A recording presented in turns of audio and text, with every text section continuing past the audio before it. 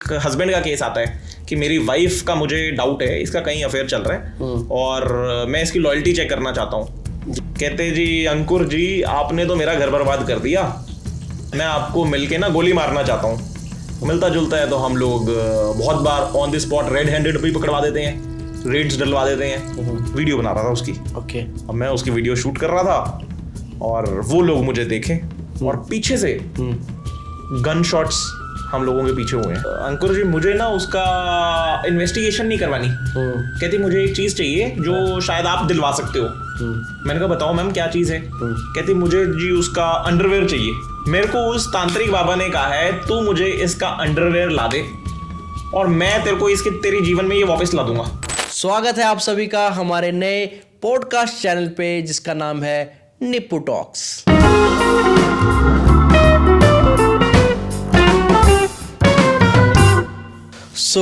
स्वागत है आपका दोबारा बिकॉज़ ये हमारे पॉडकास्ट चैनल है जो बहुत ही न्यू है और आज का जो हमारा एपिसोड है वो पहला एपिसोड है, तो ये हमारे लिए ऑब्वियसली बहुत स्पेशल है। तो आप अपना प्यार ज़रूर दिखाना यार। एंड आपको इस पॉडकास्ट चैनल के बारे में थोड़ी सी बातें बता देता हूँ। इस पॉडकास्ट चैनल में हम बहुत ही unique topic and unique personality के बारे में बात करेंगे, बहुत इंटरेस्टिंग टॉपिक्स के बारे में बात करेंगे। तो ज़्यादा देर ना करते हुए आइए मिलते हैं अंकुर भाई से और जानते हैं उनके बारे में। तो अंकुर भाई आप अपने बारे में बताइए हमारी ऑडियंस को। मेरा नाम डिटेक्टिव अंकुर शर्मा है जी। मैं एक निजी जासूस हूँ और पिछले 10-12 सालों में चंडीगढ़ में अपनी एक डिटेक्टिव एजेंसी रन कर रहा हूँ जो हम लोग पर्सनल और कॉर्पोरेट इन्वेस्टिगेशंस करते हैं। First of all thank you so much भाई, आप हमारे पॉडकास्ट चैनल पे आए। और अक्सर आपका समय बहुत ज़्यादा बिजी रहता है, हेक्टिक रहता है, क्योंकि कहीं ना कहीं आप केसेस में इन्वॉल्व होते हैं। एंड आप बताइए कितना इंटरेस्टिंग रहता है आपके लिए। हम लोगों के लिए तो रहता ही है, बाकी जो सुनने वाले होते हैं और जो हम लोगों की कहानियां सुनते हैं उन लोगों के लिए ज़्यादा इंटरेस्टिंग रहता है। लोग ज़्यादा जानना चाहते हैं क्या करते हैं, एक डिटेक्टिव कैसा होता है, कैसी उसकी अपीयरेंस है, कैसी उसके लुक्स हैं। तो दुनिया ज़्यादा फैसिनेट करती है और देखना चाहती है, जानना चाहती है डिटेक्टिव्स के बारे में। पर क्योंकि हम लोगों की इंडस्ट्री लीगलाइज नहीं है, रेगुलाइज नहीं है जी, इस वजह से इतने ज़्यादा सामने कोई डिटेक्टिव आता नहीं है। तो अंकुर भाई जैसा आपने बताया कि इस फील्ड को, इस प्रोफेशन को, प्राइवेट डिटेक्टिव जो है ये प्रोफेशन को अभी तक लीगलाइज नहीं किया गया इंडिया में, तो आप फील्ड पे वर्क कैसे कर रहे हैं? क्योंकि जब आप फील्ड पे जाते होंगे तो ये मन में कहीं ना कहीं तो रहता होगा ना कि यार ये चीज़ लीगल नहीं है। अगर आप किसी केस में, किसी सिचुएशन में फंसते हैं तो लोग कैसे लेंगे इस चीज़ को? बिल्कुल ठीक कह रहे हैं आप। एक्चुअली होता क्या है कि ये शायद हम लोगों का, इस प्रोफेशन में हम लोग हैं तो हम लोगों का दुर्भाग्य है कि हम लोगों की कंट्री में अभी तक ये चीज़ें लीगलाइज नहीं है। अदरवाइज बहुत सारी ऐसी कंट्रीज हैं जहाँ पे प्राइवेट इन्वेस्टिगेशन लीगलाइज है, पर हम लोगों की कंट्री में नहीं है। उस वजह से थोड़ी सी कॉम्प्लिकेशंस हम लोगों को रहती हैं और डर के हम लोगों को चलना पड़ता है और बिहाइंड द कर्टन्स रहना पड़ता है हम लोगों को बहुत बार। अब पर जब तक जो चीज़ लीगल नहीं है तो आप उसको इलीगल भी इतनी आसानी से ऐसे कह नहीं सकते हो, क्योंकि कानून में कोई आईपीसी की धारा हम लोगों के ऊपर अभी ऐसी लगती नहीं है। जी। हम लोगों की एसोसिएशन है, association of private detectives and investigators India में। I am the only registered member in tri city. तो हम लोगों की एसोसिएशन ने 2007 में राज्यसभा में, sorry to interrupt you sir, मैं एक बार अपनी ऑडियंस को बता दूं, जिस ट्राई सिटी की सर बात कर रहे हैं वो चंडीगढ़, पंचकुला एंड मोहाली है। एंड जी सर बताइए। तो हमारी जो एसोसिएशन है, association of private detectives and investigators, इसने 2007 में राज्यसभा में बिल डाला था हम लोगों को रेगुलाइज करने के लिए इंडस्ट्री को, पर वो आज तक डिस्कस नहीं हो पाया। और शायद कोई सरकारें ऐसी रही होंगी जो नहीं चाहती थी कि ये चीज़ लीगलाइज हो या ना हो, पर अब दोबारा से हम लोगों ने अपना बिल विड्रॉ करके एक बार अमेंड करके दोबारा डाला है उसमें। तो बहुत जल्द हम लोगों को सरकारों से भी, अब की सरकारों से भी आश्वासन मिला है कि लीगलाइज हो जाएंगी चीज़ें और होपफुली हो जाएं तो हम लोग खुल के समाज की हेल्प कर पाएंगे। तो अंकुर भाई ये बताइए कि इस प्रोफेशन में आने का क्या सोचा आपने और आपके घर वालों का कैसा सपोर्ट था? ये बहुत अच्छा क्वेश्चन पूछा है आपने। घर वालों का शुरू में तो बिल्कुल कोई सपोर्ट नहीं था, क्योंकि मैं एक सर्विस क्लास बैकग्राउंड से आता हूँ जहाँ मेरे पेरेंट्स गवर्नमेंट एम्प्लॉय थे तो इस तरह का प्रोफेशन तो कभी उन्होंने सोचा नहीं था, मैंने भी कभी नहीं सोचा था। पर अपने बारे में अगर मैं बताऊं तो मैं पढ़ाई में बहुत ज़्यादा स्टूडियस नहीं रहा और बहुत सारे स्कूल्स चेंज किए। तो मेरा शुरू से एक नेचर कह लो कि एक डिटेक्टिव तो मेरे नेचर में था शुरू से। मैं जहाँ भी रहा, मैं चंडीगढ़ बॉर्न ब्रॉट अप हूँ, तो चंडीगढ़ में 23 सेक्टर में हम लोग रहते थे। वहाँ पे शुरू से मेरा बचपन से मुझे लोग पूछते थे जहाँ मैं रहता था। कभी मेरे दोस्तों ने मेरे से पूछना, कभी किसी ने पूछना कि यार आपकी गली में एक अंकिता रहती है, उसका किसके साथ अफेयर है। कभी मुझे स्कूल में किसी ने पूछना कि यार ये कल ये 2-3 दिन से छुट्टी पे है, ये कभी बंक पे तो नहीं था। तो मेरा नेचर इन बिल्ट थी, मतलब डिटेक्टिव में जासूस इन बिल्ट था बचपन से ही। मेरे को खबर रहती थी और मुझे ढूंढना बहुत अच्छा लगता था, कौन कहाँ जा रहा है, कौन किसके घर घुसता है, गली में किसका किसके साथ अफेयर है। तो मैं इधर की बात उधर, उधर की बात इसको बताना मेरा बड़ा मतलब दिलचस्पी थी इस चीजों में मेरे को। मतलब तो वही शायद मेरे को धीरे धीरे मेरे करियर में आ गई, करियर बन गया मेरा। नहीं मतलब वो कह सकते हैं कि उस टाइम के आप ना सीसीटीवी कैमरे होते थे ना, बिल्कुल कह सकते हो, बिल्कुल कह सकते हो, वो आपके अंदर इनबिल्ट था अंदर। तो मतलब पैशन था मेरा एक इस चीज को लेकर। तो कहीं ना कहीं आपके दिमाग में वो चीज़ थी। तो आपको क्या लगता है कि आप उस टाइम मूवीज़ ज़्यादा देखते थे? क्योंकि इंसान कहीं ना कहीं से इंस्पायर होता ही है, या तो आप नॉवेल्स पढ़ते हैं। तो आपको क्या लगता है कि वो इंस्पिरेशन या वो बैक ऑफ द माइंड वो चीज़ कहाँ से आई? नहीं, इंस्पायर ऐसे आप नहीं कह सकते, बस ये है कि मैं इन बिल्ट मेरे अंदर वो सब चीज़ें थी। और मेरा फ्रेंड सर्कल बहुत था चंडीगढ़ में। जी जी। तो चंडीगढ़ में जगह जगह जाके मैं शुरू से मेरा आदत रही है, मैं अपने से बड़े दोस्त बनाता था। तो अपने से बड़े दोस्तों के बीच में बैठना, उन्होंने पूछना आपकी गली में वो लड़का कौन है, ये कौन नया है। अच्छा। तो हर जगह दोस्ती में ये चीज़ें करते रहना, तो इस वजह से थोड़ा सा मुझे बेनिफिट मिला और ये चीज़ करियर मेरा इस तरह का बन पाया। तो घर वाले कब एग्री हुए आपके कि इस प्रोफेशन के साथ आप आगे जा सकते हैं? शुरू में तो घर वाले नहीं माने। जब मैं एक्चुअली मेरा प्रोफेशन स्टार्ट कैसे होता है कि मेरी ग्रेजुएशन ख़त्म होती है, उसके बाद जब मैं जॉब सर्च करने लगा तो मैं पहले एक मेरा आईटी बैकग्राउंड था। जी जी। तो आईटी बैकग्राउंड होने के कारण मैं उस तरह की जॉब्स तो यहाँ पे थी नहीं जी। तो मैं एक कॉल सेंटर में लग गया था। कॉल सेंटर से फेडअप था, तो मैं इस तरह की जॉब्स ढूंढ रहा था। तो मैंने एक किसी की एडवर्टीजमेंट देखी, एक डिटेक्टिव एजेंसी की जी। वो दिल्ली से माइग्रेट होके चंडीगढ़ आ रहे थे। उनको यहाँ लोकल स्टाफ चाहिए था। उन्होंने इन्वेस्टिगेटर, फील्ड इन्वेस्टिगेटर की एक रिक्रूटमेंट डाली हुई थी। तो I am the first employee over there. मैं वहाँ गया और इंटरव्यू दिया। उनको भी कोई इस तरह का इन्वेस्टिगेटर चाहिए था जिसको यहाँ जोग्राफिकल अच्छी नॉलेज हो और इंटरेस्ट इस तरह का हो और पैशन हो उसको काम करने में। क्योंकि मैं बताऊं कि हमारा काम इस तरह का है कि हम लोगों का कोई मतलब कोई जॉब टाइमिंग्स नहीं है हम लोगों की। हाँ, डेफिनेटली हमारा काम ऐसा है कि 24/7 हम लोगों का काम है। तो अपना भी पैशन वैसा था कि घर वाले कुछ बोल रहे हैं तो हमने कभी वो चीज़ें सुनी नहीं। और शुरू में घर वालों ने बहुत मना किया, मामा चाचा ताया मासियाँ सब मना करती थी, ये कैसा काम चुन लिया, ये क्या कर लिया, गवर्नमेंट जॉब करो, कुछ कैसा कुछ। गवर्नमेंट जॉब तो पता था, इतना स्टूडियस नहीं रहा तो ये नहीं कर पाएगा। पर कम से कम चाहते थे, सर्विस बैकग्राउंड से हैं तो कहीं कोई जॉब में आए, कुछ करे उस तरह का। और पर नहीं कर पाए वो सब चीज़ें। और जो अपना पैशन फॉलो कर रहा था, कम से कम मैं अपने पैशन में ही आगे इंडस्ट्री में आ पाया, काम कर पाया। मैं आज बहुत खुश हूँ अपने काम में और शुक्र है मालिक का। अब घर वाले भी सारे सपोर्ट करते हैं। अब हर बंदा जो पहले उस टाइम पे मना करता था कि ये कैसा काम चुन लिया, आज वो कहते हैं वाह यार हमारे बच्चे को भी अपने साथ जोड़ लो। तो अंकुर भाई, अब बात करते हैं आपकी मैरिज लाइफ के बारे में। तो आप मुझे ये बताइए कि जब नॉर्मली जनरली लोग मैरिज करने जाते हैं या मैरिज के बारे में आगे बात करते हैं तो प्रोफेशन के बारे में डेफिनेटली पूछा जाता है ना, कि लड़का क्या है, इंजीनियर है, डॉक्टर है, आईएएस ऑफिसर है या फिर बिजनेस करता है, समझ रहे हो आप। तो आपने अपने जॉब को, अपने काम को, अपने वर्क को कैसे डिस्क्राइब किया आगे और उन्होंने कैसे लिया उस चीज़ को, तो इसके बारे में कुछ बताइए। बिल्कुल, आपने सही बात पूछी है और इस चीज़ पर मुझे इतनी प्रॉब्लम्स आई हैं कि मैं बता नहीं सकता। क्योंकि मैं इस प्रोफेशन से था तो मुझे रिश्ते मिलने की, अपने खुद के रिश्ते मिलने के लिए बहुत प्रॉब्लम्स आ रही थी। क्योंकि जो भी मेरा बायोडाटा देखता था वो कहता था यार डिटेक्टिव है, ये तो बहुत शक्की बंदा होगा। मुझे बहुत लड़कियां जो मैं मिलती थी, मैं बहुत लड़कियों को मिल चुका था। हाँ। और हर लड़की पूछती थी आप तो बहुत शक्की होगे। तो अब मैं कहता था यार ये क्या लोग पूछ रहे हैं। और वो वाइब जो एक होती है ना, वो वाइब इमेज बनी होती है, जो इमेज बनी होती है, वो तो लोग सोचते ही थे मेरे बारे में। हाँ। और एक वो वाइब नहीं आ रही थी, मतलब मेरे को किसी के साथ कनेक्ट नहीं हो पा रहा था मैं।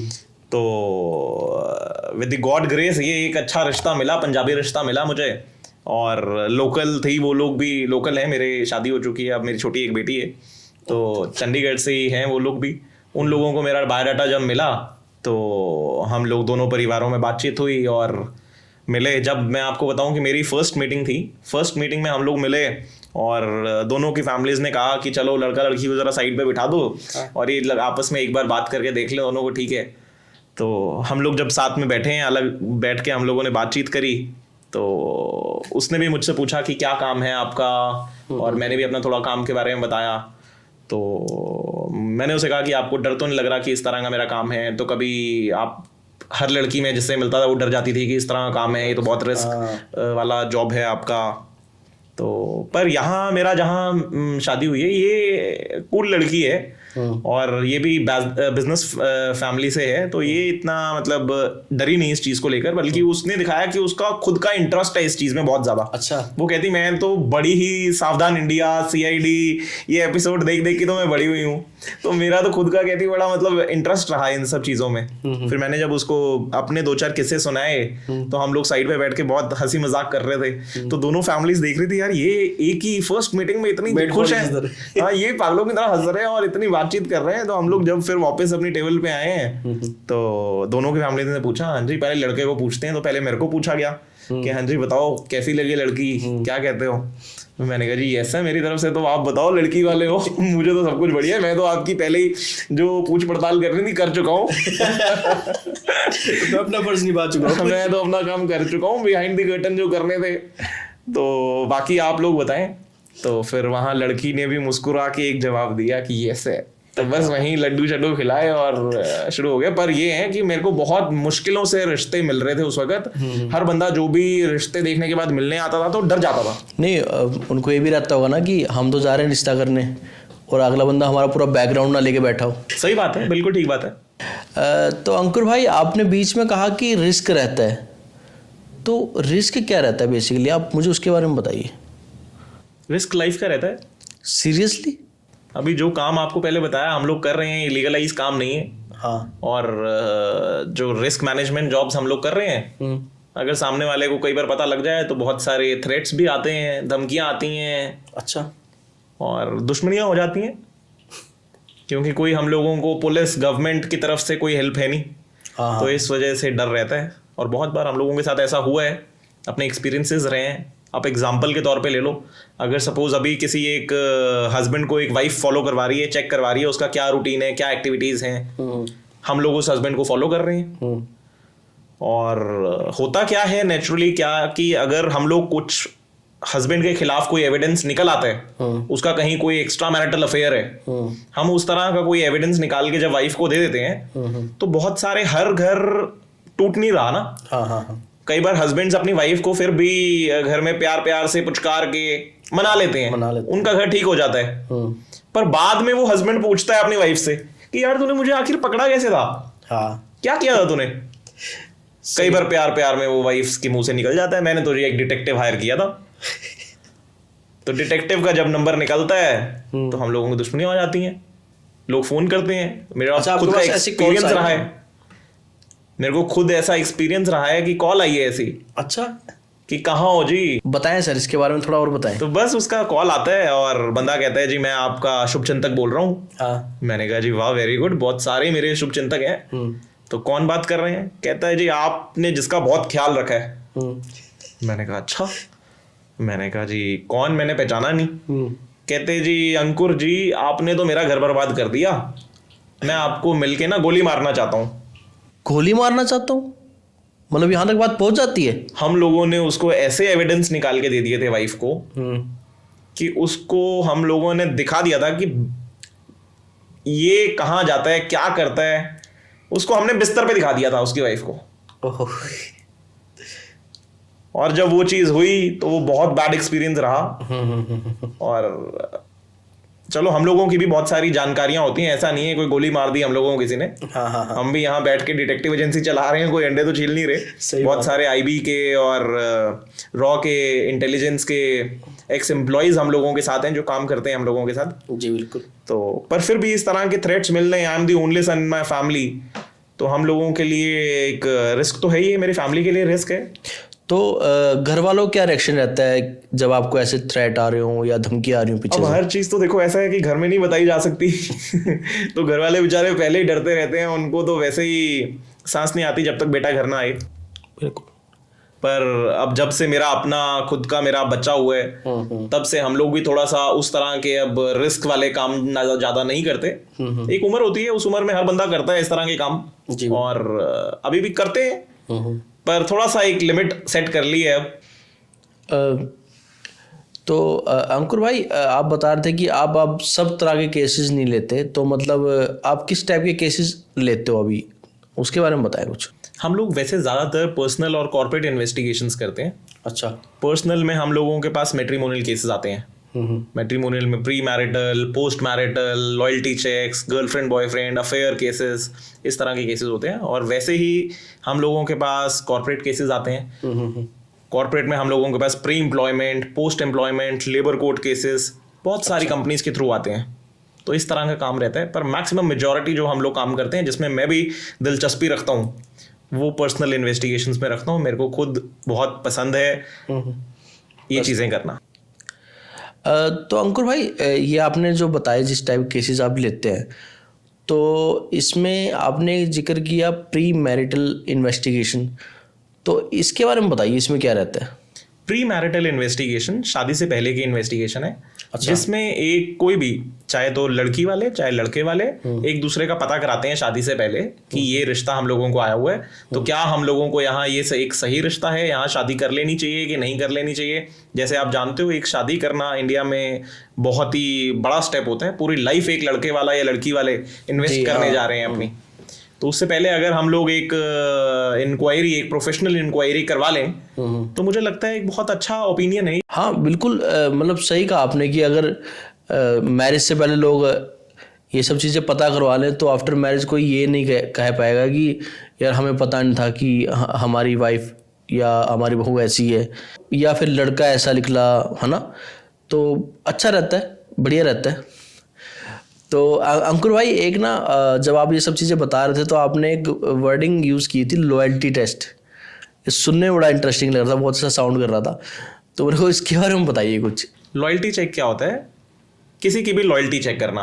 ये बहुत सारे गर्लफ्रेंड बॉयफ्रेंड्स भी हम लोगों से करवाते हैं कि मेरा बॉयफ्रेंड या मेरी गर्लफ्रेंड मेरे साथ लॉयल है या नहीं है, मेरे साथ ही अफेयर में है, साइड बाय साइड कहीं उसका मल्टीपल अफेयर्स तो नहीं चल रहे हैं। ऐसे ही हस्बैंड वाइफ के भी हम लोगों को जब तक वो साथ में रह रहे हैं, कोई सेपरेशन नहीं है, तब तक वो आपस में भी, अगर एक शक एक ऐसी चीज है, शक जब किसी भी रिश्ते में आ जाता है, चाहे वो गर्लफ्रेंड बॉयफ्रेंड का रिश्ता हो, चाहे वो एक पति पत्नी का रिश्ता हो, शक जब बीच में आ जाता है तब वो उस चीज को क्रॉस चेक करवाता है हमसे।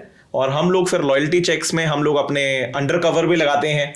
अंकुर भाई एक काम करते हैं, इस टॉपिक पे ना कोई केस के बारे में हमें बताइए ताकि हमें और ज़्यादा क्लियर हो सके किस टाइप के चैलेंजेस या फिर किस टाइप के केसेस आपके सामने। केस तो ऐसे बहुत सारे हैं, हजारों केस हम लोग कर चुके हैं, पर अब इस चीज पे बात चल रही है तो आपको यही बताना चाहूंगा कि अब लॉयल्टी चेक का केस ऐसा होता है कि सपोज एक हम लोगों के पास एक हस्बैंड का केस आता है कि मेरी वाइफ का मुझे डाउट है, इसका कहीं अफेयर चल रहा है और मैं इसकी लॉयल्टी चेक करना चाहता हूँ जी। उसमें हम लोग उसको दो ऑप्शंस देते हैं। एक ऑप्शन तो मेरा ये है कि मैं इसकी सर्वेलेंस करूं।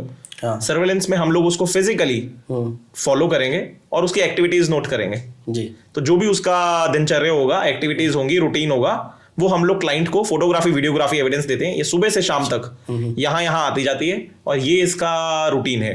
उसमें अगर किसी की कहीं कोई इन्वॉल्वमेंट होती है तो बंदा उससे मिलता जुलता है तो हम लोग बहुत बार on the spot red handed भी पकड़वा देते हैं, रेड्स डलवा देते हैं। और अदरवाइज सेकंड ऑप्शन हम लोग ये देते हैं कि हम लोग एक अपना अंडर कवर, अगर किसी हम लोगों ने लड़की की लॉयल्टी देखनी है तो हम लोग अपना एक मॉडल अपना हायर करेंगे और उसको हायर करके उसको कोशिश करेंगे कि वो उसको अप्रोच करे और पटाए उसको। अगर कोई लॉयल नहीं है तो वो उससे बहुत जल्दी उसकी बातों में कन्विंस हो जाएगा। तो अंकुर भाई कभी ऐसा हुआ है कि मतलब आपके पास कोई ऐसा केस आया हो कि कोई कपल या कोई इसमें से कोई लॉयल्टी चेक करवा रहा हो और वो पकड़ा गया हो या फिर कुछ समझ लो फेल हो गया हो, तो कोई एग्जाम्पल दीजिए उसके बारे में। हम लोगों के पास तो एक्चुअली जब लोग आते हैं ना तो एक डायलेमा में होते हैं, और उस डायलेमा के बाद जब वो हम लोगों तक पहुंचते हैं तो अपने लेवल पे बहुत सारा होमवर्क करके आते हैं। ओके। उनको पता होता है कि बहुत सारे ऐसे सिम्टम्स एक हस्बैंड वाइफ आपस में देख चुके होते हैं कि जहां उनको लगता है जी ये चीज अब मुझे शक है और ये मेरा दिमाग खराब कर रही है, और ये कुछ इस तरह के एविडेंस भी वो लोग देख चुके होते हैं। जब वो कहते हैं अब मेरे को एक लॉयर की भी एक हेल्प लेनी है, और लॉयर ही बहुत बार सजेस्ट करते हैं जी आप इससे पहले एक अच्छा एविडेंस लेकर आइए, तो फिर हम लोगों को क्लाइंट हायर करता है। हम क्लाइंट को फिर उस तरह का आउटपुट देते हैं और देखते हैं कि क्या जो क्लाइंट मेरा कह रहा है वैसा कुछ है, कहीं कोई ऐसा एक्स्ट्रा मैरिटल अफेयर है कि नहीं है। और जहां होमवर्क हो चुका होता है हस्बैंड वाइफ का आपस में, हम लोगों तक जब पहुंचता है बंदा, तो मैक्सिमम केसेस में 98% केसेस में कम से कम मैं कहूँगा कि चीज़ें निकलती हैं और एविडेंस निकलता है। तो अंकुर भाई, चलो ये तो आपने बताया कि बॉयफ्रेंड गर्लफ्रेंड या फिर जो हस्बैंड वाइफ हो गए है ना, वो आपस में एक दूसरे पर निगरानी रखवाते हैं, लॉयल्टी टेस्ट करवाते हैं। बट आपके सामने ऐसे भी तो केस आते होंगे जिसपे जो माँ बाप होते हैं वो अपने बच्चों पे निगरानी रखवाते हैं।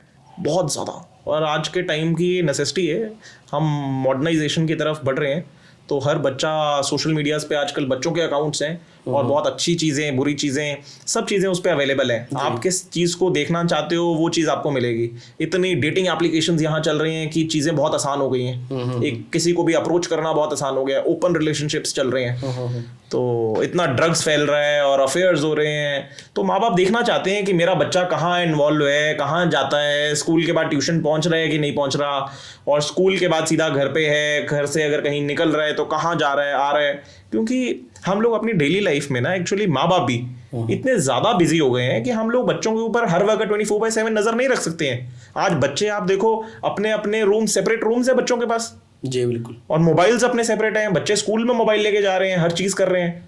तो हम लोगों का रोल भी बहुत मेजर रोल है, जहां हम लोग सोसाइटी में एक बहुत ही लोगों की मदद कर रहे हैं और ला के उनको दिखा रहे हैं जो चीज़ें दिखा रहे हैं।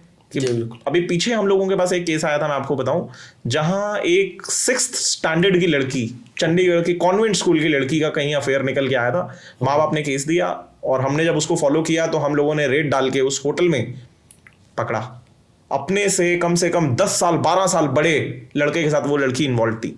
तो मतलब लड़की की बेचारों की जिंदगियां खराब करते हैं लड़के, चाहे लड़के, मैं दोनों को किसी को कहना नहीं चाहूंगा, जेंडर पे नहीं जाऊंगा, मतलब ये चीजें बहुत कॉमन हो गई हैं आजकल। अंकुर भाई, मतलब जो आपने भी बात बताई, मतलब ये कई बार सोचने मजबूर कर देती है कि एक माँ बाप को भी आप अपने बच्चों को भी विशेष ध्यान दीजिए। ठीक है, आप बिजी है लाइफ में, तो बट उसमें से टाइम निकालिए और बच्चों पे भी ध्यान दीजिए, उसकी एक्टिविटीज़ पे ध्यान दीजिए। ठीक है, तो ये चीज़ तो समझ में आई मुझे आपके इस बात से, और बहुत ज़रूरी मैं अपने ऑडियंस को भी कहना चाहूँगा कि आप डेफिनेटली आप कहीं भी बिजी रहें, कुछ भी रहें, अगर एक माँ बाप है तो अपने बच्चों पे स्पेशल आप लोग ध्यान दीजिए। क्योंकि मेरे मुँह से शायद छोटा मुँह बड़ी बात लग रही है, बट ऐसा है कि मेरी भी बेटी है तो मैं रिलेट कर पा रहा हूँ इस चीज़ को कहीं ना कहीं, है ना। तो अंकुर भाई, अब आते हैं अगले पॉइंट पे और बात करते हैं डेंजरस की। डेंजरस केस, क्योंकि देखिए आप लाइफ में कहीं ना काफ़ी केसेस के बीच में आप रहते हैं, कोई ऐसा किस्सा बताइए जो आपको लाइफ का सबसे डेंजरस किस्सा रहा हो, जिसमें आपको भी एक बार लगा हो कि यार ये बहुत ज़्यादा गड़बड़ होगी, बहुत ज़्यादा दिक्कत होगी इसमें, तो ऐसा कुछ बताइए। डेंजरस केस मेरे पास आया था इंडियन ऑयल का। अच्छा। इंडियन ऑयल ने हम लोगों को हायर किया था कि हम लोगों की कहीं चोरी हो रही है। अच्छा। अब एक पेट्रोल पंप था, ट्राई सिटी का कोई पेट्रोल पंप था, उनके पेट्रोल पंप्स, उनके जो मतलब टैंक्स हैं वो चंडीगढ़ से बठिंडा रिफिल होने के लिए जाते हैं, रिफाइनरी है बठिंडा में। हाँ जी।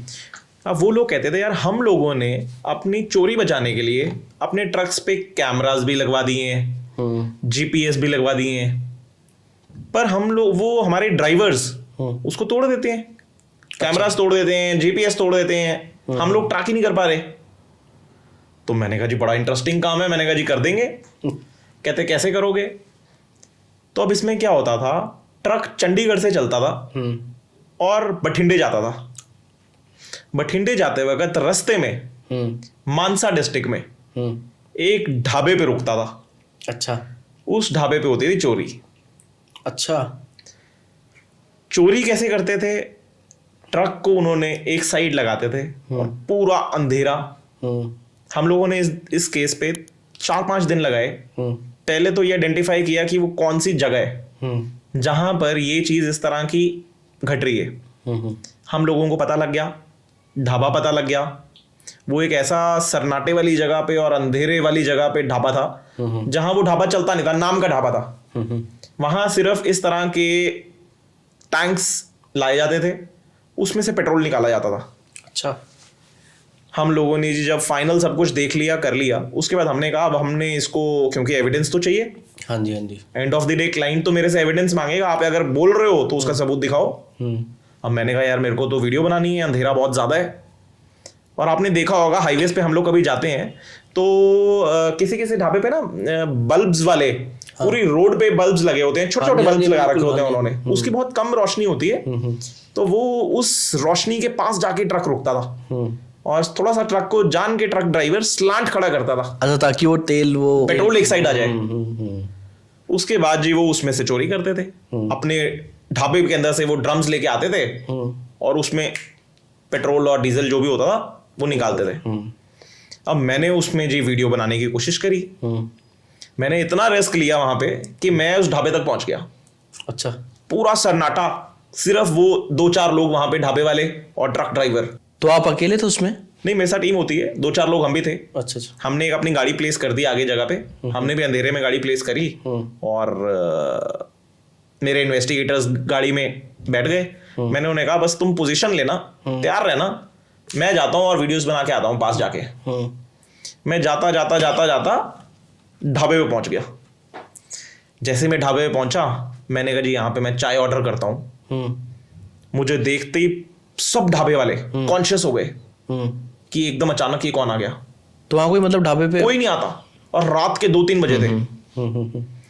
अब मैं आराम से, उन्होंने, आपने देखा है कि पंजाब में ढाबों पे मंजे लगे होते हैं, हाँ हाँ, है ना, तो उस मंजे पे जाके मैं आराम से बैठ गया, लेट गया और चाय ऑर्डर कर दी।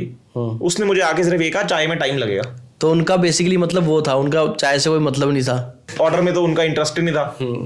पर उनका मेरे ऊपर पूरी नजर थी कि ये बंदा कैसे आ गया यहाँ पे, जहाँ कोई लाइट नहीं है, कुछ नहीं है, इस ढाबे पे ये कहाँ रुका और ये आया कैसे है। हाँ हाँ हाँ। उन्होंने देखा इसकी गाड़ी तो इसने बहुत दूर पार्क करी है, इसने गाड़ी भी पास नहीं करी। तो मैंने कहा मेरी गाड़ी में प्रॉब्लम आ गई है और इस वजह से मैं आया हूँ और एक चाय पीने का मन था, नींद आ रही है, भाई चाय पी लेते हैं। कहता है थोड़ा टाइम लगेगा। मैं उसको देखता रहा। हम लोगों के पास बहुत सारे ऐसे इक्विपमेंट्स भी होते हैं जिस इक्विपमेंट से मैं वीडियो बना रहा था उसकी। ओके। अब मैं उसकी वीडियो शूट कर रहा था और वो लोग मुझे देखे। अब उन्होंने प्रॉपर वीडियो में वो चीज़ आ गई जो मैं कैप्चर करना चाहता था। अब कहीं ना कहीं उन लोगों को शक हुआ जी इस चीज़ पे। वो लोग मेरे पे आने लगे और हम लोग तो नॉर्मल बंदे से ज़्यादा कॉन्शियस रहते हैं। हाँ। अब मेरी घंटी बजी दिमाग की कि ये बंदे मुझे रोकेंगे, भाई मेरे पास आ रहे हैं। मैंने कहा भाई एस्केप मोड ऑन करो और निकलो, यहाँ से निकलो। मैंने वहाँ से दौड़ना शुरू किया, धीरे धीरे धीरे धीरे बाहर आया और आप मानो इतने में मेरे पीछे बंदे भागने लगे। मैं गाड़ी तक पहुंच गया और पीछे से गन शॉट्स हम लोगों के पीछे हुए हैं। क्या बात कर रहे हो? ओपन फायरिंग करी है उन लोगों ने पीछे। मेरी जिंदगी का सबसे डेंजरस केस था वो। भगवान ने बचाया है। और कैसे हम लोग वहां से निकले हैं, मैंने अपने कानों को हाथ लगाया कि इस तरह का काम जीवन में कभी नहीं करूंगा। मतलब मोस्ट डेंजरस केस था मेरी लाइफ का वो।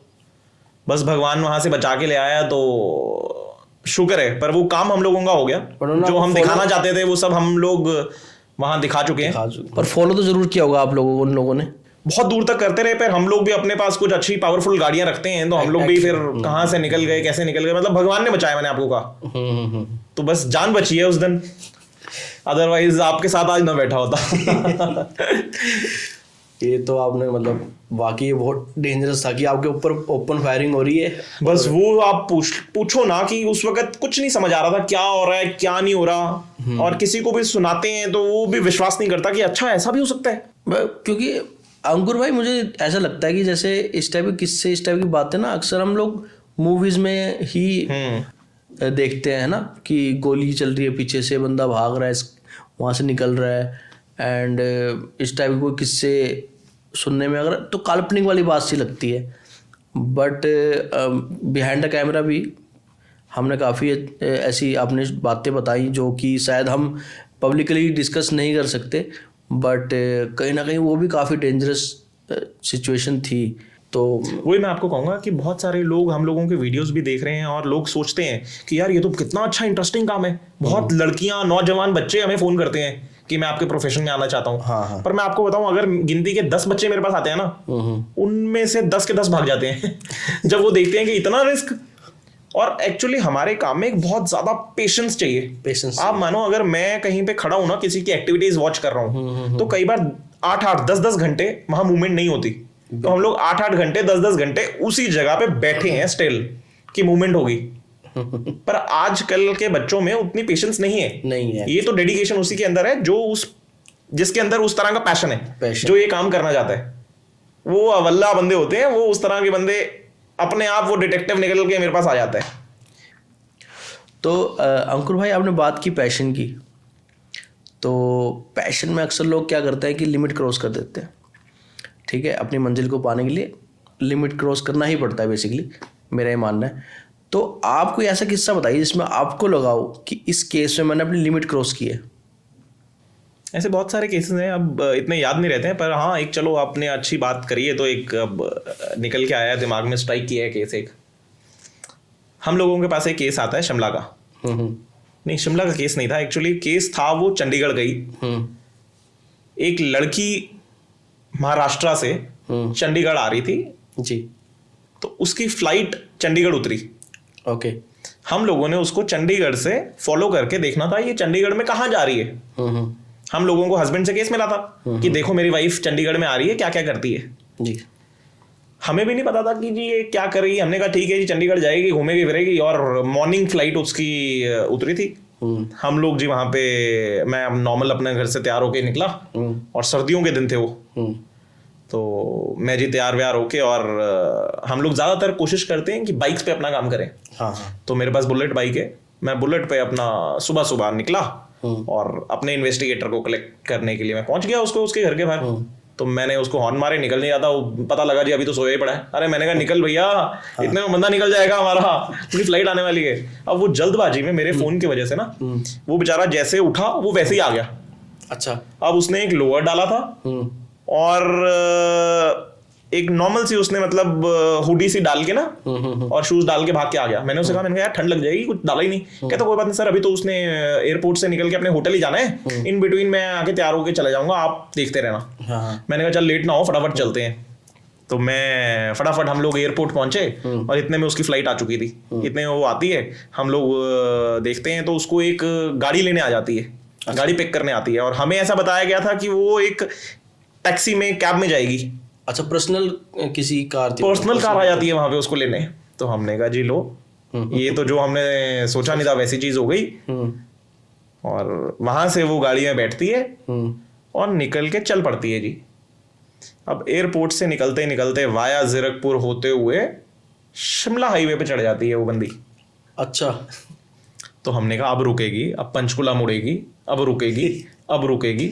आप मानो मतलब सुबह लगभग 6 बजे के आसपास वो निकली है एयरपोर्ट से, और नॉन स्टॉप 10:30 बजे के आसपास हम शिमला पहुंच चुके थे। मतलब उसको पीछा करते हुए हम शिमला पहुंच गए हैं बाइक पे। और आपको मैं बता नहीं सकता, इतनी ठंड थी। मैंने स्वेटर्स, जैकेट डाली हुई थी। उसके बावजूद मेरा तो जो इन्वेस्टिगेटर था उसका मैं बता नहीं सकता आपको कि क्या हाल हुआ। मतलब ठंड में कबाड़ा निकल गया हमारा। और जो आप सोच लो कि एक स्वेट शर्ट में अगर वो गया है मेरे साथ पीछे बैठ के, तो क्या हाल हुआ होगा उसका। वो तो ऐसा है ना कि जितना अब ऊपर जाते जा रहे हैं उतनी ठंड बढ़ती जा रही है। और जैसे ही हमने जाके ब्रेक लगाई, ब्रेक लगा के उसने शिमला अपने माल रोड अगर देखी है तो उसके पास एक लिफ्ट है, लिफ्ट के पास वो गाड़ी रुकी थी, लिफ्ट के पास उन्होंने पार्क कर दी गाड़ी वहां, और लिफ्ट से निकल के उन्होंने सीधा माल रोड पे ऊपर गए और अपना होटल ले लिया। मैंने फटाफट अपनी जो हम लोगों का रहता है, हम लोगों ने फटाफट वहां फुटेज बनाई, वीडियो बनाई कि ये इस होटल में घुस गई है, और क्लाइंट को फोन किया, बताया सब कुछ। तो क्लाइंट शॉक कि क्या बात कर रहे हो, शिमला पहुंच गई है, क्योंकि शिमला में भी अपना एयरपोर्ट है, अगर उसको शिमला ही जाना था तो सीधा शिमला उतरती। पर जिसने गलत काम करने होते हैं वो बताता कुछ है करता कुछ है, वही हम लोगों के साथ हुआ। बिल्कुल। तो उसके बाद तुरंत ही मैंने कहा भाई मेरा बंदा मर जाएगा ठंड में। मैं फटाफट दौड़ा और जैकेट प्रोवाइड करी, मैंने नई जैकेट्स वहां से खरीदी और अपने इन्वेस्टिगेटर को पहनाई जाके। और इतने में मैं जाके देखता हूँ तो वो बेचारा बिल्कुल सुखड़ा हुआ था, और बुलेट मोटरसाइकिल के पास आपने देखा साइलेंसर है, तो बहुत गर्म रहता है, वो साइलेंसर के पास हाथ सेक रहा था। तो मैंने जाके उसको फटाफट जैकेट पहनाई और चाय वाय पिलाई, तब जाके थोड़ा सा वो काम डाउन हुआ। और इतना तो पेशेंस लेवल हम लोगों को अपना बना के रखना पड़ता है कि भाई किसी भी परिस्थितियों में हम लोग काम कर पाए।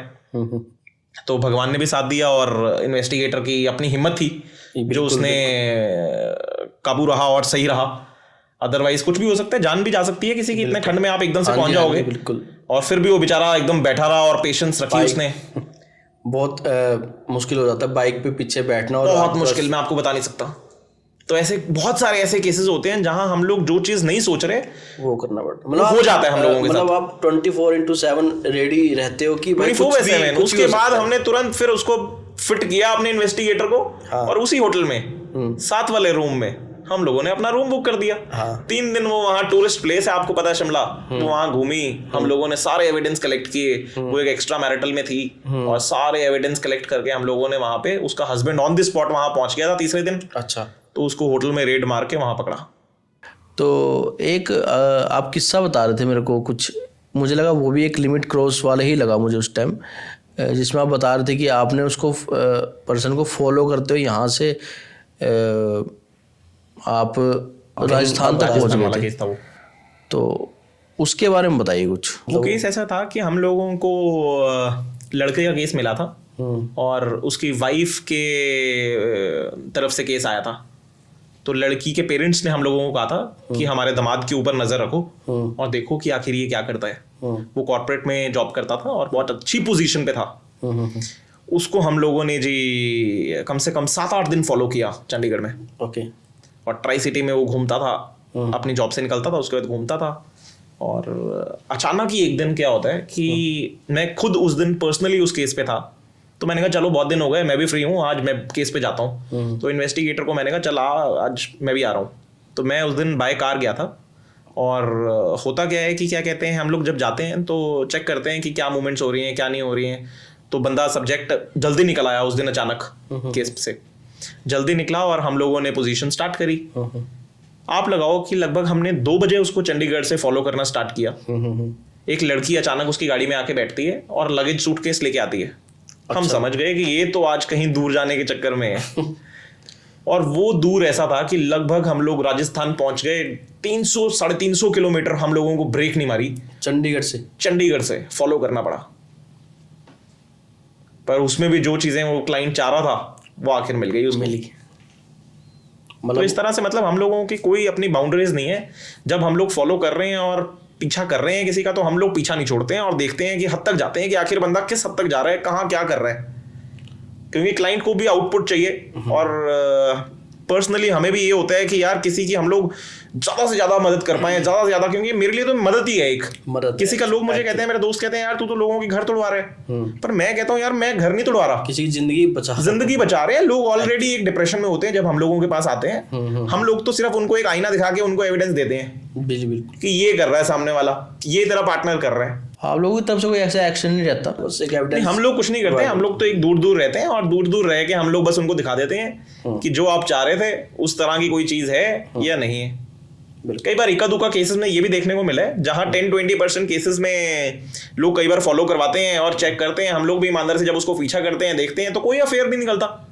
बिल्कुल। कई अच्छे लोग भी हैं जो सिर्फ कई ऐसा होता है कि उनके पार्टनर सिर्फ शक में जी रहे हैं कि ऐसा है, ऐसा है, ऐसा है, ऐसा है, पर वैसा नहीं है।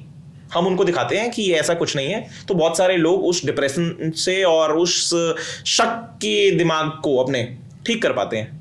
ये कहीं ना कहीं एक हेल्प में देखा जाएगा। बिल्कुल हेल्प है, बिल्कुल हेल्प है। जैसे आज सोसाइटी को एक डॉक्टर की, एक लॉयर की, एक इंजीनियर की जरूरत है, वैसे ही एक डिटेक्टिव की भी आज जरूरत है। जी बिल्कुल।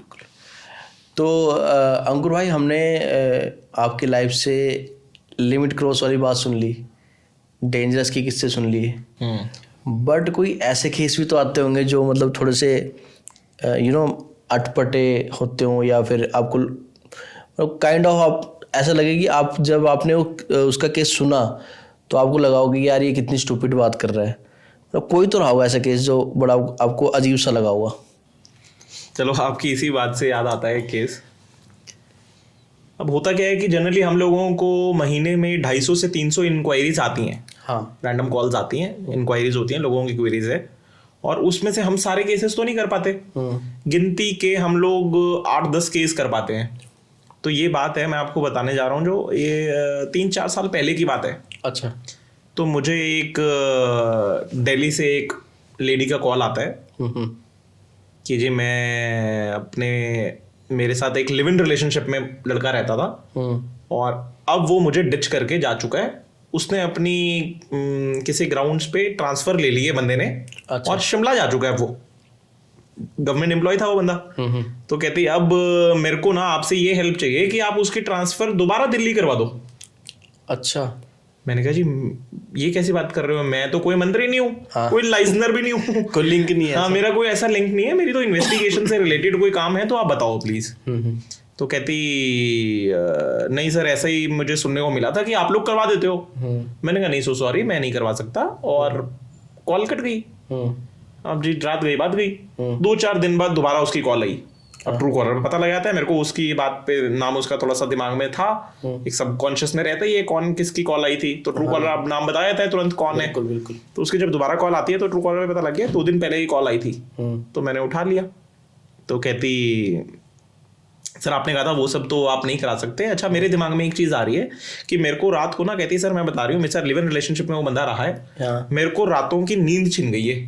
हाँ। कि मुझे कैसे धोखा दे सकता है वो बंदा। मैंने कहा जी बताओ फिर।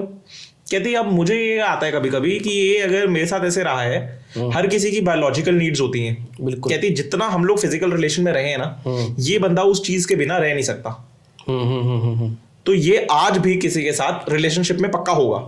अच्छा। अब 2 महीने हो गए हैं इसको शिमला पोस्टेड। तो आप वहां पता करिए कि किसी के साथ और रिलेशनशिप में है, तो मेरे को एविडेंस दो, ताकि मैं कुछ इसके ऊपर या तो केस डालूं या मैं उस पर कुछ एक्शन लूं। मैंने कहा ठीक है, हम लोग इस पे इन्वेस्टिगेशन करेंगे और इसको चेस करके इसकी एक्टिविटीज नोट करेंगे। ऐसा कुछ निकलता है तो आपको एविडेंस देंगे। कहती चलो कितने पैसे लोगे, वो सब कोटेशन दी, और कहती चलो मेरे को 2-4 दिन का टाइम दो, मैं बताती हूँ। मैं कहा ठीक है। अब जो इस तरह के डिप्रेशन में होता है ना, उनके दिमागों में कोई और ही चीजें चल रही होती हैं जो शायद हम लोगों से भी परे होती हैं। बंदा क्या सोच रहा है, हम क्या कर देंगे। कई बार लोग सोचते हैं हम लोगों के पास, डिटेक्टिव के पास एक ऐसी मैजिक विंड है कि मैं वो मैजिक विंड घुमाऊंगा और शकाला का बूम बूम वो हो जाएगा। तो मेरे को उसने फिर 3-4 दिन बाद कॉल की। मैंने कहा चलो उसी की कॉल आ गई, शायद केस आ जाएगा वो वाला। कहती अंकुर जी पहचाना मैंने कॉल की थी। मैं कहा बताएं। कहती जी अंकुर जी मुझे ना उसका इन्वेस्टिगेशन नहीं करवानी। कहती मुझे एक चीज चाहिए जो शायद आप दिलवा सकते हो। मैंने कहा बताओ मैम क्या चीज है। कहती मुझे जी उसका अंडरवेयर चाहिए। अंडरवियर चाहिए? अंडरवियर चाहिए। मैंने भी उसको ऐसे ही रिएक्ट किया कि अंडरवियर। अब मैं कोइंसिडेंस कि मैं फ्री बैठा हुआ था। हाँ। मैं ऑफिस में बैठा हुआ था। मैंने कहा यार ये क्या कह रही है। तो मैंने कहा अंडरवियर मैम। मैं कहा मिल जाएगा जी। तो अब मैं भी बड़ा वो हो गया भाई, इच्छुक की आखिर क्या करेगी ये। कोई नया ही केस सुनने को मिला है भाई, इस पे कोई दिलचस्पी दिखाते हैं, क्या केस है भाई, ठीक है करेंगे।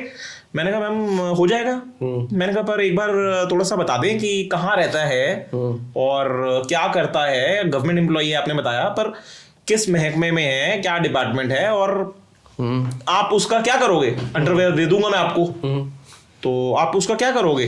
कहती मेरे को जी यूज्ड जो वो डालता हो आजकल, जब वो उसको सूखने डालता है बाहर, तो वो ही अंडरवेयर जो उसका डाला हुआ हो वो आप मुझे लाके दो।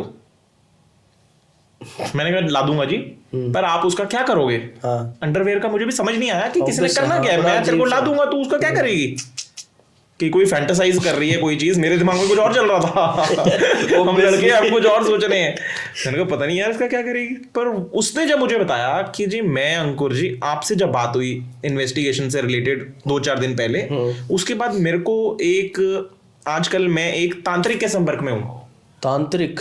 मेरे को उस तांत्रिक बाबा ने कहा है तू मुझे इसका अंडरवेयर ला दे और मैं तेरे को तेरी जीवन में ये वापस ला दूंगा।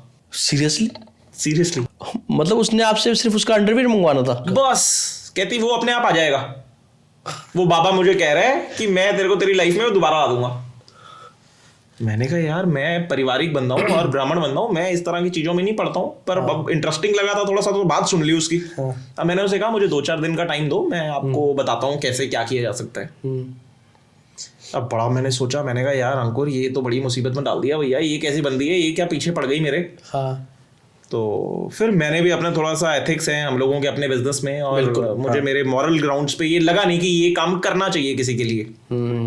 तो थोड़ा सा मुझे भी अटपटा लगा और गलत चीज लगी कि नहीं यार आखिर समाज में मैं एक अच्छा रोल प्ले कर रहा हूँ, तो इस तरह का काम भी मेरे को नहीं करके देना चाहिए किसी के खिलाफ। कि पता नहीं अगर मैं उसको ये चीज करके दे दूंगा, पता नहीं अगली उसके क्या कर दे और क्या साइड इफेक्ट उस बंदे के ऊपर इस चीज का हो जाए। सही बात है, हो ना हो हमने क्या लेना है, पर मेरे को मेरे मॉरल ग्राउंड्स पे चीज अच्छी नहीं लगी। क्योंकि स्टार्टिंग से जब आपसे बात हो रही है तब से एक चीज साफ साफ क्लियर हो रही है कि आपका जो पर्सपेक्टिव, आपका मोटिव है वो क्लियर है कि आप के वजह से कोई हार्म नहीं होना चाहिए। बिल्कुल, आप अल्टीमेटली किसी की हेल्प ही करना चाहते हैं।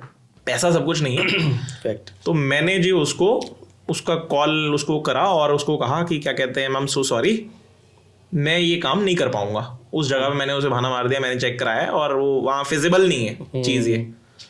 तो कहती क्यों सर, मुझे तो बड़ी उम्मीदें थी, आपसे इतनी डिस्कशन हो चुकी है, आप एक रिलेशन बन चुका है, आप ये चीज़ करोगे, मैं उसको आगे बोल चुकी हूँ अब पंडित को कि भैया ये काम हो जाएगा, मेरे को किसने हाँ कर दिए, अब मैं बीइंग अ गर्ल मैं ये काम कर नहीं सकती जाके। तो आपका ये काम है, आप कर सकते हो। मेरे को बड़ा मोटिवेट करने की कोशिश करी, पैसे बढ़ा लो और लो, बताओ मुंह से पैसे बताओ। हाँ मतलब पैसे बताओ, कहती कितने लेने हैं बताओ। मैं वैसे आपको बताऊं कि ट्राई सिटी में सबसे एक्सपेंसिव डिटेक्टिव्स में मैं हूँगा। हाँ, मैं बहुत अच्छे खासे पैसे लेता हूँ और तब काम करता हूँ, अदरवाइज मैं घर बैठना मंजूर है, पर काम करूंगा तो कोई अच्छे से मेहनत करूंगा और उसमें रिजल्ट्स निकाल के दूंगा आपको, पर पैसा लूंगा उसका अच्छा खासा। अल्टीमेटली लोगों को रिजल्ट चाहिए ना, अगर आप उसको लागत दे रहे हैं तो उसका काम जो मेहनत करेगा उस हिसाब से होमवर्क करेगा तो उसका वो पैसा लगेगा। तो मैंने जी उसको फिर ना अपना डिसीजन दे दिया। मैंने कहा जी तू जो मर्जी बोल, मुझे मेरे अपने एथिक्स हैं काम के, बिजनेस के, बिल्कुल, और मेरे मॉरल ग्राउंड्स पे मुझे ये काम जच नहीं रहा, तो मैं नहीं कर पाऊंगा। और मुझे वो जगह भी नहीं अच्छी लगी है, हम लोगों ने पता कराया, मेरे अपने सोर्स थे, तो नहीं हो पाएगा जी वहां पे काम ये। तो ऐसे ये सिली इस तरह का इंक्वायरी थी और ये बंद हुआ काम। ये वाकई फनी था। मतलब ऐसी रिक्वायरमेंट देना एक डिटेक्टिव को कि भाई अंडरवेयर लेके आना है। तो अंकुर भाई आगे बढ़ते हैं और एक चीज़ आपसे मैं पूछना चाहूँगा कि जो डिटेक्टिव होता है उसकी ना एक इमेज है हमारे माइंड में, क्योंकि चाहे आप मूवी से इंस्पिरेशन मान लीजिए कि हमें मिली है, या मतलब समझ रहे हो आप कि अगर जासूस की बात कर रहे हैं तो सामने की इमेज आती है जिसमें एक बंदा खड़ा होता है सिलहोट में, ठीक है, सिर पे उसकी कैप होती है, हाथ में सिगार होता है, मैग्नीफाइंग ग्लास उसके हाथ में होता है। तो मैं अक्सर आपसे मिलते रहता हूँ क्योंकि आसपास हम लोग रहते हैं, तो जब आपसे मिलता हूँ तो आपकी पर्सनैलिटी जब मेरे सामने आती है बड़े एक सिंपल एक कॉमन पर्सन की तरह आती है। तो आपका क्या अटायर रहता है बेसिकली जब आप लोग फील्ड पे होते हो, या फिर हमारे सामने आप बहुत सिंपली रहते हो, या फिर मतलब जो आपका पूरा सेटअप है, जो अटायर है, तो कहाँ छुपा कर रखते हो? कारगुर में रहता है क्या? नहीं देखो ऐसा है, मैं आपको बताना चाहूंगा, अपने व्यूअर्स को भी आपके बताना चाहूंगा कि ये सिर्फ एक दुनिया एक ऐसा फैंटासाइज करती है और सिनेमा में या मूवीज में सीरियल्स में ये चीज एक इमेज दिखाई जाती है कि एक डिटेक्टिव इस लुक में है, पर रियलिटी में ग्राउंड में जब हम लोग इन्वेस्टिगेशन करते हैं ना, तब हम लोग एकदम बिल्कुल नॉर्मल बंदा बन के रहते हैं। आप सोचो ना, अगर मैं एक हैट पहन के और ओवरकोट पहन के मैग्नीफाइंग ग्लास या बाइनोकुलर्स लेके कहीं निकलूंगा तो लोग मुझे आइडेंटिफाई वैसे ही कर लेंगे। सही बात। और लोग वैसे ही पकड़ लेंगे, हाँ जी भैया आप कोई कैरेक्टर हो गया, किस लिए ऐसे घूम रहे हो।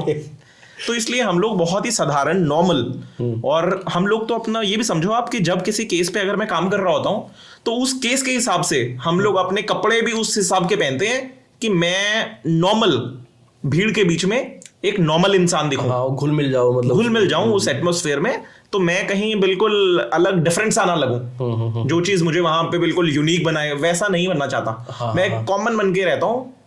बहुत ही पुराने कपड़े कई बार पहन के रखते हैं हम लोग, और ऐसा बिल्कुल साधारण, कोई मेरे पे डाउट ही ना जाए, कोई मुझे देखे ही ना, कोई चमक धमक वाले मेरे कपड़े ही ना हो। तो इस तरह से हम लोग बन के रहते हैं। वो चीजें सिर्फ जो आप दुनिया सोचती है, वो फैंटासाइज करती है, वो सिर्फ एक फिल्मी दुनिया में है।